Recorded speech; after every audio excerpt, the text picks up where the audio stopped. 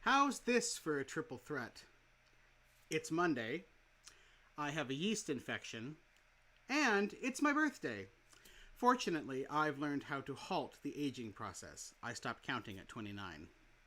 Well, believe it or not, that was exactly the story last Monday.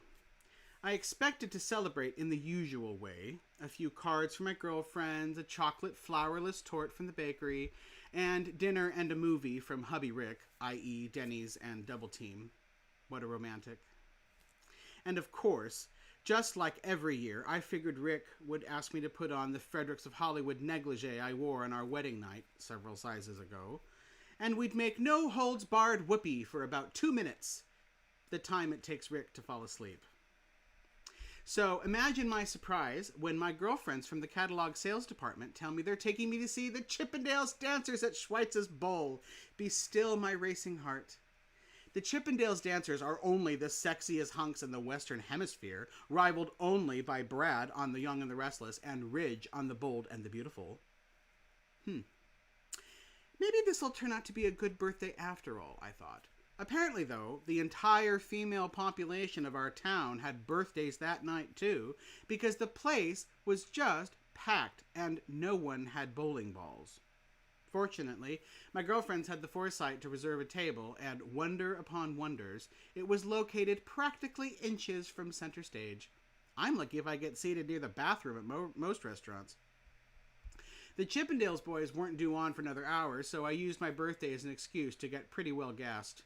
And the gals were all too happy to oblige. I think I had about 6 brandy Alexanders, can't get enough of that ice cream, each with a whiskey chaser. I don't think I'd been that plastered since Deborah's shower 3 years ago. Finally, at 9:15, the Chippendales came on, and I thought I'd died and gone to heaven. All this, and ice cream too!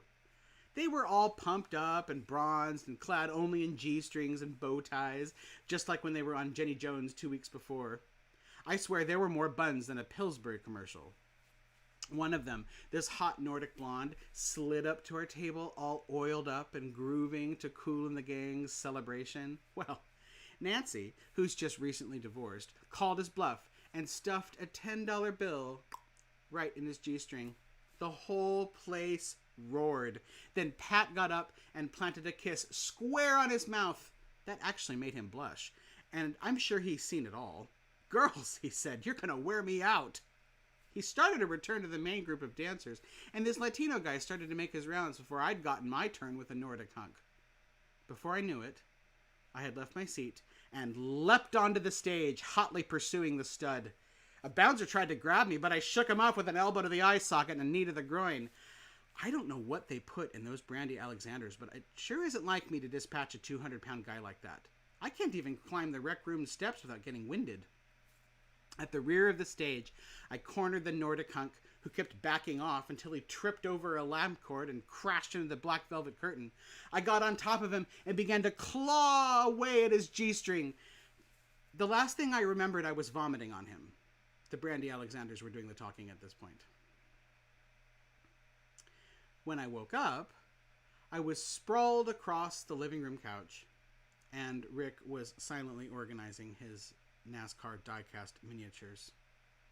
"Well, I heard you had a fine time last night," he said, all sarcastic.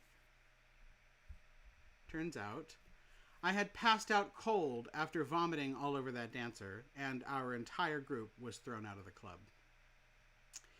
The gals dropped me off on my porch, where Rick found me all laid out at about 6 o'clock in the morning. Well, my girlfriends still aren't speaking to me. And Rick now regularly refers to me as the Chippendale rapist. I can take it, he's called me worse. But I'm not ashamed. I mean, how many gals can truly say they've had their night in hunk heaven?